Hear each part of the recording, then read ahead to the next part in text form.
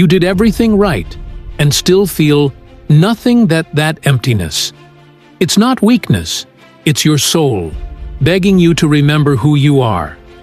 They told you success would save you, that once you had the money, the respect, the perfect life, you'd finally feel complete.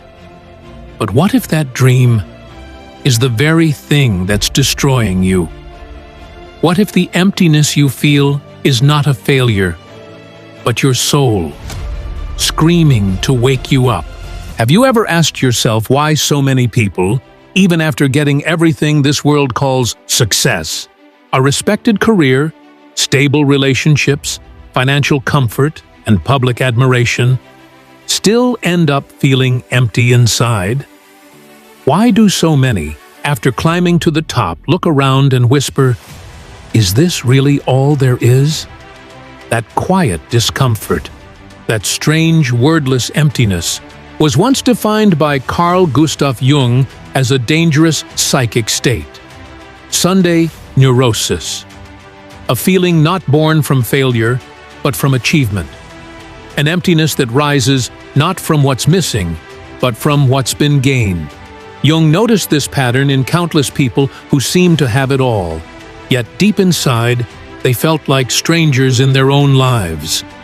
Their week was filled with noise, goals, meetings, endless movement. But when silence finally came, on a Sunday, something began to surface. A deep unease that no amount of work, money, or distractions could silence. And Jung understood. This wasn't weakness, nor ingratitude, nor simple depression.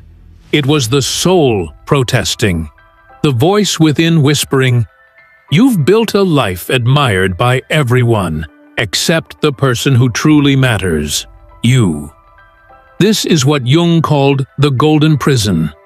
Beautiful on the outside, suffocating on the inside. Because success built only on external approval can become a quiet kind of death. A slow, invisible collapse behind a perfect smile. And tragically, it often happens to those who did everything right.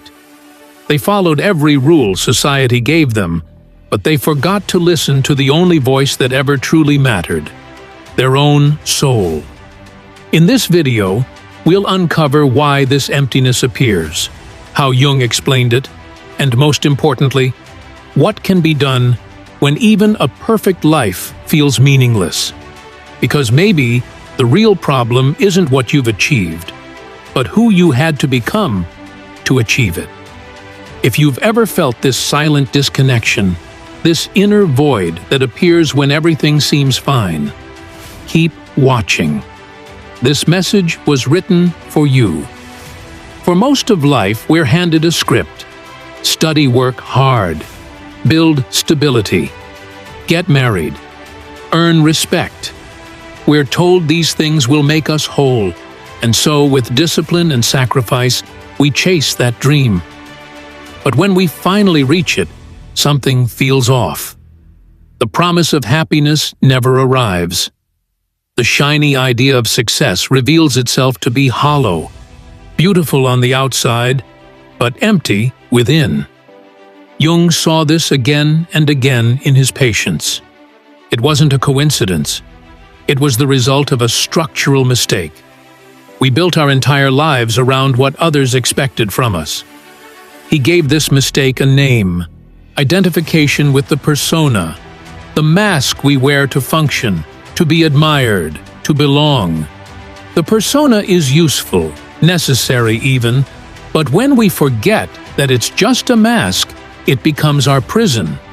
The more energy we give to this false image, the successful professional, the perfect partner, the proud achiever, the less room there is for the self, our deepest, most authentic core. And when the self is ignored, it doesn't die. It hides. It waits. And then, through anxiety, apathy, or restlessness, it begins to speak. Jung warned that the human soul cannot live in dissonance forever. When you build your life only for others' validation, you inevitably lose connection with yourself. The price? An emptiness that no money, no love, no recognition can fill. This is why so many successful people feel secretly broken, lonely in mansions, numb in perfect marriages, trapped in prestigious careers. Because what's missing is not outside, it's within. As Jung said, what you do not bring to consciousness will appear in your life as fate. And that fate often takes the form of silent suffering, a feeling that something is wrong, but only you can feel it. When this inner crisis finally appears, you can't escape it with more work, or a bigger house, or a new partner. Because what's breaking is not your world, it's your connection to your soul. At this stage of life, Jung said, something powerful happens, the turning point. He called it Die Wendezeit, the moment when the psyche demands change. It often appears between ages 35 and 45, though it can come earlier or later. And ironically, it's not caused by failure, but by success. Until then, we live for achievement, security, reputation. But once the ego's goals are met, the soul begins to awaken. It demands depth instead of status, meaning instead of money, wholeness instead of perfection. That's why so many, after making it, feel incomplete. That feeling is not a failure. It's a summons, a call from the soul saying, "It's time." Ignore this call, and life begins to deteriorate. Motivation fades. Relationships decay. Restlessness grows. Answer it, and transformation begins. But this path requires brutal honesty. It means asking, what if everything I built isn't truly mine? That question is terrifying, and also the doorway to freedom. To understand this emptiness, we must explore the war within us, between the persona and the self. The persona is the mask. The self is the truth behind it. From childhood, we are trained to wear this mask, to behave, to impress, to achieve. But over time, we forget who's beneath it.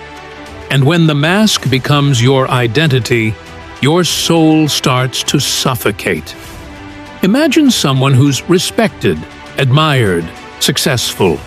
But to earn that admiration, they had to silence their sensitivity, bury their creativity, and suppress what they truly wanted.